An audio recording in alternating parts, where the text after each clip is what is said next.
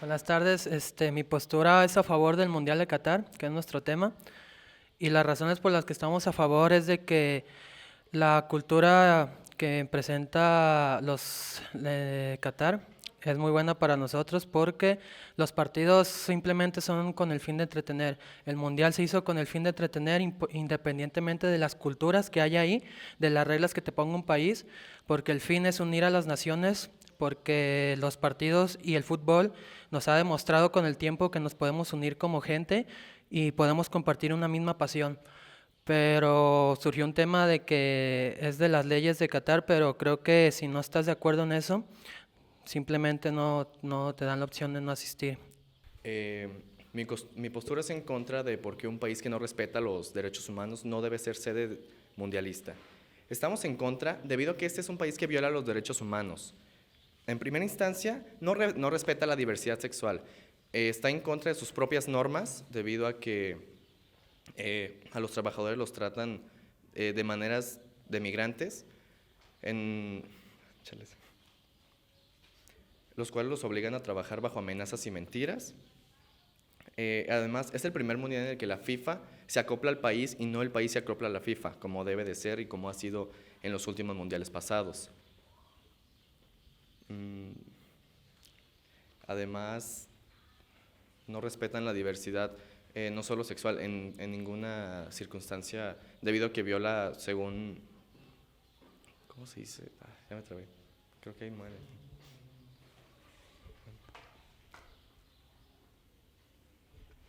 Bueno, además, en sus trabajadores, desde que comenzó la construcción de sus estadios, eh, comenzó la explotación laboral. Son el más del 90% de extranjeros, los cuales, además de que quitan mucho trabajo a las personas locales, es una sobreexplotación. Para comenzar a hablar del Mundial de Qatar, creo que necesitaría hablar un poco de cómo comenzó.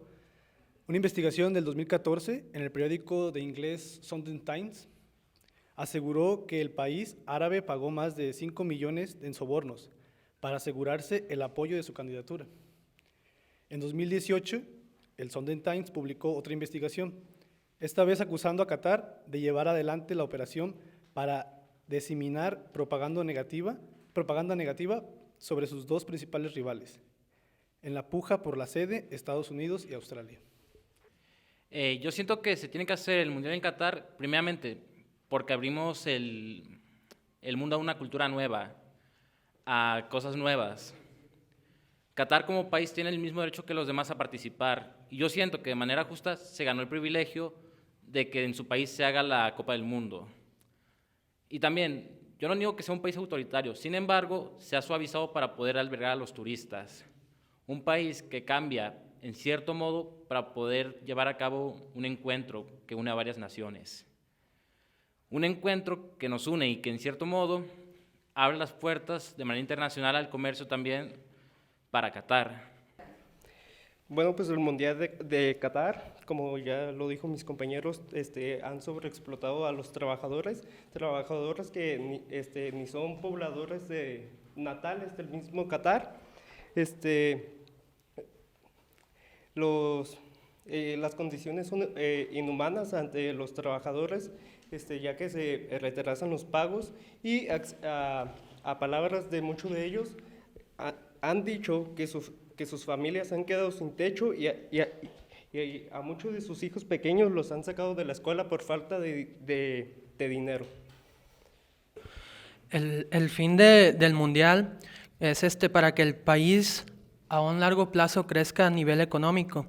Entonces, creo que sí, Qatar invirtió dinero y demasiado en el Mundial, pero eso se va a ver reflejado en 5 o 10 años.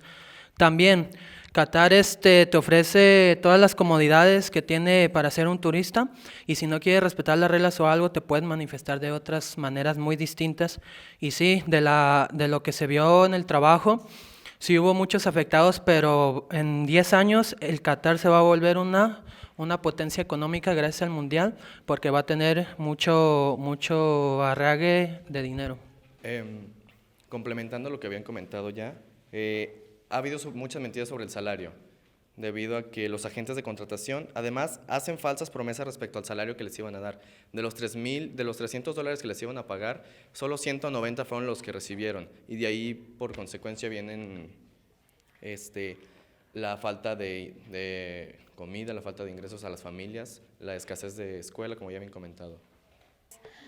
Esta será la primera Copa Mundial que se jugará en un país árabe y será también el mayor evento deportivo que ha albergado esta nación, ya que antes no había un deporte nacional en Qatar. Además de que se han dado a conocer gracias a esta Copa los pequeños equipos de fútbol, ya sea como de África y árabes, lo que quiere decir que se dan a conocer a nivel mundial y están saliendo a la luz, lo que no pasaba lo que no pasaba con estos equipos en otro lugar de sede. Si Qatar es acusado por negligencia en derechos humanos, entonces tienen que intervenir otras organizaciones para resolver este problema. La FIFA no tiene nada que ver porque solamente organiza una sede mundialista con el fin de entretenimiento futbolístico. En Rusia también pasó lo mismo, pero no se tocó mucho el tema. También en Rusia tienen mucha negligencia en los derechos, pero Qatar fue más controversial y están metiendo a una organización que es la FIFA cuando no te puede intervenir en las reglas y en la cultura de un país. Un país o países, no solo Qatar, que no respetan los derechos humanos, no tienen que ser sede de un mundial, porque el mundial es un evento cultural, deportivo y con intereses de diversidad. Un país que no respeta los derechos como el de la libertad de expresión, de la sexualidad, un país que no es inclusivo, no tiene que ser sede de un mundial simplemente porque no respeta los derechos humanos y no respeta a las personas. Es todo lo que...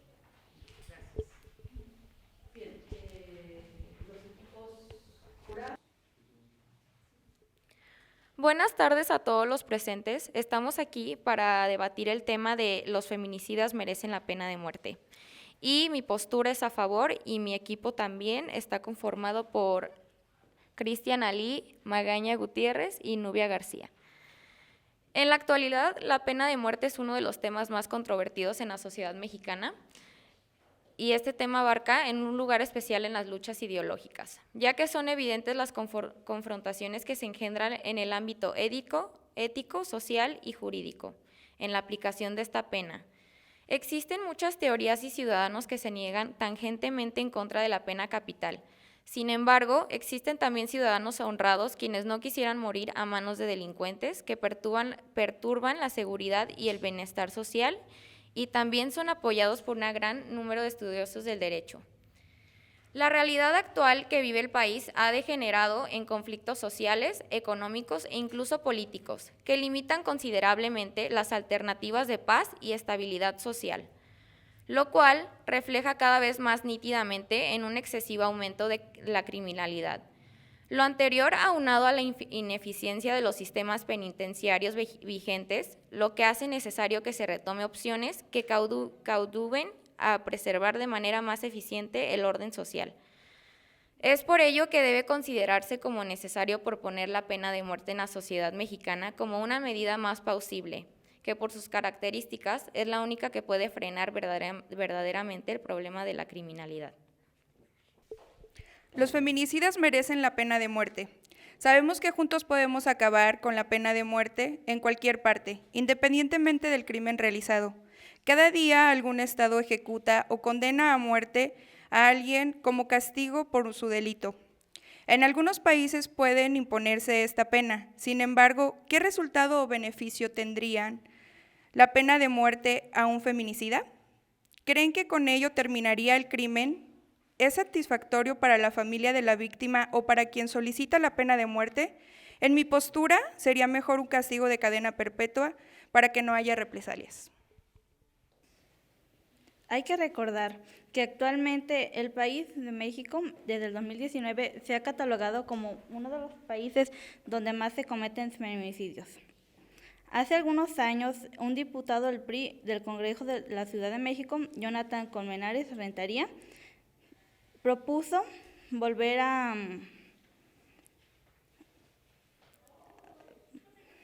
a reformar los artículos 22 y 29 de la Constitución Política de los Estados Unidos Mexicanos para poder prevenir así las muertes, porque como él mismo ha dicho, que no debemos olvidar que la pena de muerte salva vidas, pues la ejecución de homicidas previene que estos cometan otros asesinatos y con ellos se salvan vidas inocentes.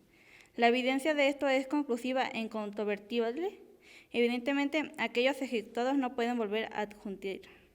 Recordar que la pena de muerte estuvo prevista en nuestra Constitución Federal desde su promulgación el 5 de febrero de 1917 y fue hasta el pasado 9 de diciembre del 2005, fecha en la que se publicó el decreto en el que se reformó dicho precepto a efecto de abolirla.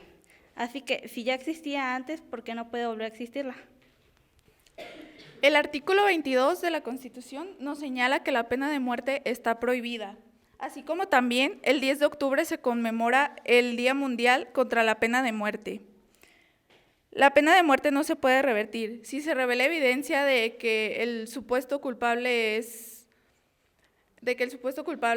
inocente, no se podrá revertir la pena de muerte. Por lo tanto, no se podría revertir la condena ni el castigo. La pena de muerte es una violación de los derechos. Amnistía Internacional sostiene que la pena de muerte constituye una violación de derechos humanos, en particular al derecho a la vida y a no sufrir torturas ni tratos o penas crueles, inhumanos o degradantes. Se busca reformar los artículos 22 y 29 de la Constitución Política de los Estados Unidos Mexicanos. Se le aplicará pena de muerte a quienes cometan el delito de feminicidio en contra de mujeres. Así lo propuso el diputado del PRI en el Congreso de la Ciudad de México para prevenir y sancionar y erradicar la violencia contra las mujeres. Las formas de aplicar esta irreparable pena eran crueles y dolorosas. Entre ellas son descuartizamientos, decapitación, lapidación, garrote y horca, lo cual es inhumano para cualquier persona. Yo quiero decir que en los trastornos psicológicos, las personas que cometen feminicidio siempre tienen unas mismas cualidades. Se les denominan como el alfa, ya que es narcisista, antisocial, tiene antecedentes de violencia de género, dominantes, posesivos y celosos. Está el otro tipo que se llama beta, violencia con la pareja, inseguros, baja autoestima, introvertidos y dificultad de socializar, fuerte dependencia a la mujer y altos niveles de depresión, amenazan con el suicidio. Tienen un trastorno mental. Una revisión retrospectiva de feminicidios entre 1991 y 2010 hallaron una preocupación elevada de trastornos mentales entre los autores. De hecho, únicamente el 10.6% de las escenas ocurridas no tienen trastornos mentales. Mi postura es en contra de la pena de muerte contra los feminicidas. La pena de muerte es discriminatoria y a menudo se utiliza de forma desproporcionada contra las personas económicamente desfavorecidas, las minorías y los miembros de comunidades raciales, étnicas y religiosas. La pena de muerte se impone y se lleva a cabo arbitrariamente. El intento de los estados de escoger los delitos más abyectos y a los peores delincuentes de entre los miles de asesinatos perpetrados cada año es fuente irremediable de fallos inevitables. Los feminicidios merecen pena de muerte. El Partido Verde Ecológico de México presentó este martes en la Cámara de Diputados una iniciativa de reforma de la Constitución para recuperar la pena de muerte en el país y aplicarla en casos de violaciones, feminicidios y homicidios dolosos. Es deber y obligación del Estado enfrentar a los criminales más desalmados con la severidad que se merecen, y creemos que la pena de muerte representa un castigo que podría ayudar a reducir la magnitud y la frecuencia de crímenes, relata la iniciativa publicada en la Gaceta Parlamentaria. Los legisladores citan supuestos estudios de universidades de Estados Unidos donde la pena de muerte está vigente para afirmar que las ejecuciones disuaden a los posibles asesinos. La pena de muerte no debe identificarse con un discurso demagógico, sino de imperiosa necesidad con miras a disuadir conductas ilícitas, pero sobre todo a proteger la vida. México registró 1.06 feminicidios, asesinatos por razón de género durante 2019, según los datos oficiales. En general, en el país, 10 mujeres son asesinadas al día. Entonces yo quiero invitarlos a que hagamos conciencia, que si de tanto nos quejamos de los asesinos, de los robos, de esas personas que solamente se encargan de hacernos daños a la sociedad, ¿por qué no erradicar el problema desde la raíz? ¿Por qué tenemos las personas que hacemos todo bien, tenemos que mantenerle su comida dentro de las cárceles, aún así, aunque hayan hecho cualquier cosa? ¿Por qué? Yo los invito a que hagamos una conciencia y creemos una sociedad donde sea feliz, donde vivas para vivir, donde no te preocupes salir a las calles, donde tú seas feliz en tu planeta, en tu municipio, en tu estado, en tu lugar. Les tengo unos folletos que les quiero hacer entrega para darles mi punto de vista, nuestro punto de vista acerca de por qué los feminicidios merecen la pena de muerte. Gracias. No se puede revertir una muerte con otra muerte. Según el artículo 22 ya mencionado, está prohibida la pena de muerte. Es una violación a los derechos, una tortura y un trato cruel. Creo que una opción mejor sería poner una cadena perpetua en vez de quitarle la vida a alguien y privarlo de su libertad, de sus derechos, de todo lo que esa persona tiene. Como ya lo mencionamos antes, en el caso de que la persona, el acusado fuera inocente, con la pena de muerte no se podría revertir el castigo o condena. Por eso pienso que es mejor darle una cadena perpetua a privarlo de su vida. La Federación Internacional por los Derechos Humanos se opone a la pena de muerte para cualquier delito. Trabaja activamente junto con sus organizaciones para conseguir su abolición universal. La pena de muerte constituye un tratamiento inhumano e incluso una forma de tortura. Además, la Federación Internacional por los Derechos Humanos ha demostrado a través de sus misiones de investigación que la pena de muerte en general se pronuncia tras juicios injustos y su aplicación a menudo tiene un carácter discriminatorio. Edgar.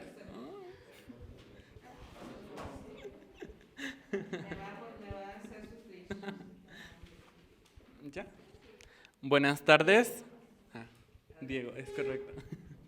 Buenas tardes, nosotros somos el grupo que va a debatir el tema de la prevalencia del INE. La afirmación es: el INE debe prevalecer a todo costo.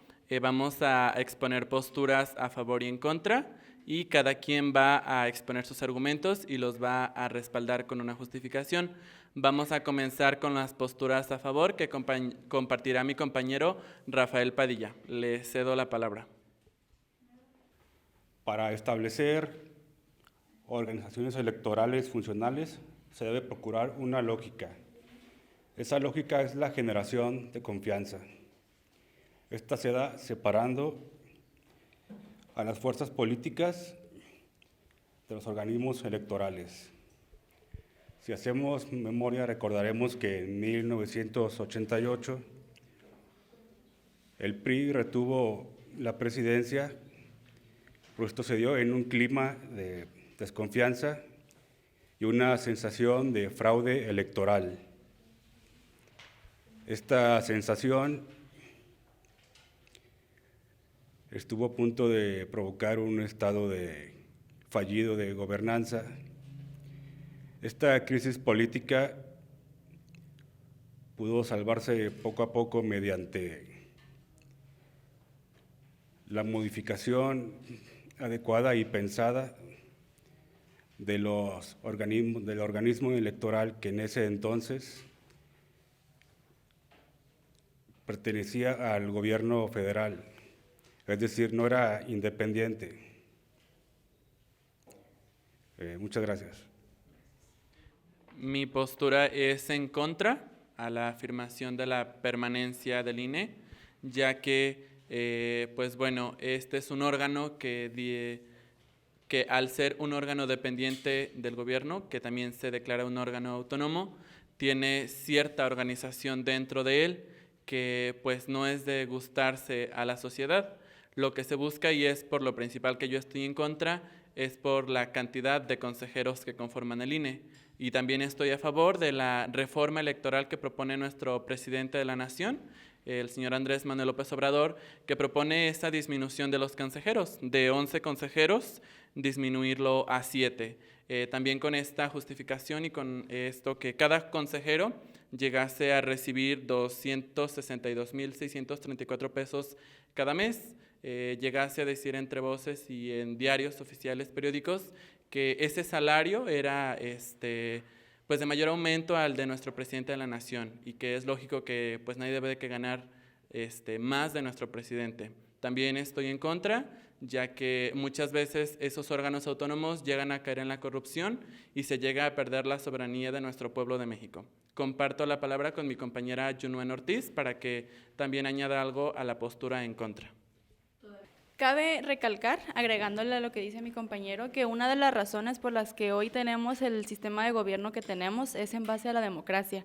El poder nosotros expandir un voto para quien nos va a representar a nosotros como un Estado es importante. Entonces, muchas veces, o bueno, creo que la mayoría de nosotros que hemos tenido más conciencia en estas últimas elecciones, pudimos observar unas cuantas incongruencias por parte del Instituto Nacional Electoral, por lo que yo también estoy en contra de que este órgano siga fungiendo como una de las grandes leyes de nuestro país.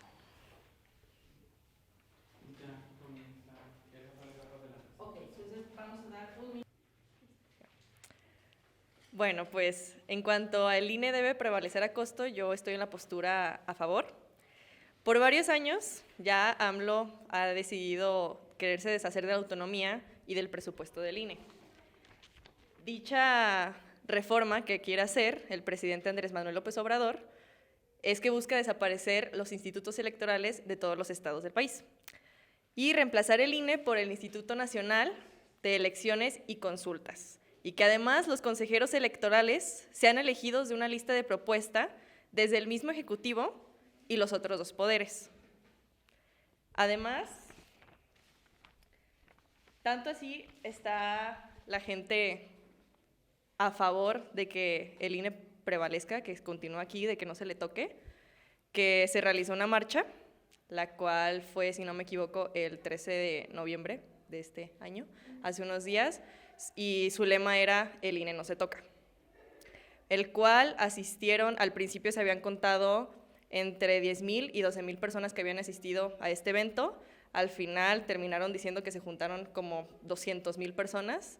Entonces eso nos da a entender que la gente no está de acuerdo con la reforma que está haciendo AMLO. Y inclusive puedo decir que el mismo coordinador de Morena, Ignacio Mier, comenta en una entrevista que le hicieron que el INE debe prevalecer, la credencial de elector debe prevalecer, sea exclusivamente tramitada, elaborada y distribuida por este dicho instituto. Debe prevalecer que sea ciudadanizada y que se alejen los partidos políticos de ello, lo cual AMLO no lo está haciendo, y junto a esto debe prevalecer su autonomía. Gracias. Mi postura acerca de que el INE deba prevalecer es en contra. En un comunicado que dio el licenciado Ricardo Benjamín Salinas Pliego, presidente de TV Azteca, al periódico El Universal, comenta que el INE está secuestrado por sus dueños, los políticos que ya están haciendo que que no exista la democracia y que no represente a los intereses para la sociedad. Los del Consejo son los empleados de los partidos políticos y desgraciadamente para ellos la democracia es un producto negociable y no piensan en la voluntad ciudadana. Argumentó también que el INE se ha convertido en el mayor censor del país, que lo mismo que calla a los ciudadanos, candidatos y presidentes de la República, lo cual es una burocracia dorada que encabeza Lorenzo Córdoba, y eso nos cuesta a nosotros los mexicanos alrededor de 20,000 millones de pesos al año, lo cual es una cantidad impresionante de dinero y en la cual no se ve reflejado, o sea, no se refleja en que están gastando tanto dinero. También argumentó que y estoy en contra de que el INE prevalezca, ya que la nueva propuesta viene con muchas, el nuevo instituto viene con muy buenas propuestas. Una de ellas es que sea un perfil estrictamente ciudadano, que se garantice una verdadera democracia, que sea regido por leyes sencillas, que sea sujeto a contrapeso a la sociedad y que más que nada sea solamente para asuntos electorales. Muchas gracias. El INE debe prevalecer a todo costo. Mi postura es a favor, ya que esta reforma electoral es una reducción de gastos, lo que implica una reducción de autonomía. Muchos expertos en el tema nos aseguran que el nuevo diseño es un retroceso, como dijo mi compañero Rafa, en el año de 1988. Esta propuesta debilita a los partidos minoritarios y apunta a darle el poder al partido, apunta a darle ventaja al partido en el poder, en la competencia electoral. Es un retroceso al pasado, donde el Estado organizaba las elecciones. Como veníamos comentando, por la falta de democracia que existe por parte de este instituto, también además de eso existe una falta de transparencia en todos los números, ya sea económicos o pues de votantes que ha habido cada año con año que se han hecho las elecciones. Además, afirma un profesor del un tecnológico de Monterrey, Adolfo Martínez, me parece, que el Instituto Nacional Electoral es un organismo muy rígido en sus reglas, no permite ningún tipo de flexibilidad, de acomodos a las nuevas normas y a las nuevas reformas que se están estableciendo. Además, cabe recalcar que el presidente López Obrador pues nunca dijo que ese dinero que actualmente está destinado para el instituto va a ser simplemente desechado, simplemente que él busca una nueva alternativa para usar esos millones de pesos, como para becas a estudiantes, dinero para los adultos mayores, inclusive una mejor atención médica. Gracias. La disminución al presupuesto del INE y la intención de influir en su independencia podrían dañar seriamente la gobernanza que tanto necesita este país. Gracias. Bueno, pues como conclusión a favor de el INE debe prevalecer a todo costo, hay un dato que decía que en el presupuesto que se aprobó hace algunos días, semanas, no recuerdo bien, en la Cámara de Diputados, se decidió beneficiar únicamente a proyectos que fueran faraónicos y programas electoreros, dejando a los organismos autónomos a la deriva. Y claro que este fue un grave golpe para el INE, principalmente con un recorte de casi 5,000 millones de pesos, lo cual es 3 veces menos recursos de los que obtuvo en 2020. Dicha reforma electoral que había mencionado anteriormente, que es la que dio a conocer AMLO, necesita ser aprobada por lo menos 2/3 partes de votos en la Cámara de Diputados y en el Senado de la República. Sin embargo, Morena y sus aliados no alcanzan a reunir ese número de legisladores. Queda claro que la reforma electoral nunca va a pasar, y no porque los partidos no acepten, sino porque fueron los propios ciudadanos que dijeron ya basta. Para concluir, en base a la postura en contra del INE, considero yo que buscamos muchísima transparencia para nuestro país. El pueblo de México necesita conocer la verdad y un buen ahorro de dinero para mejorar la economía del país. Es un tema que influye demasiado en la economía de nuestro país, el que se esté gastando dinero en un órgano que pues algunas veces aporte y que en antecedentes ha sido protagonista y ha sido cómplice de fraudes presidenciales, y esperando que esta reforma que propone nuestro presidente de México pueda ser aprobada por la Cámara de Senadores y Diputados para que el poder vuelva a conocerse en el pueblo.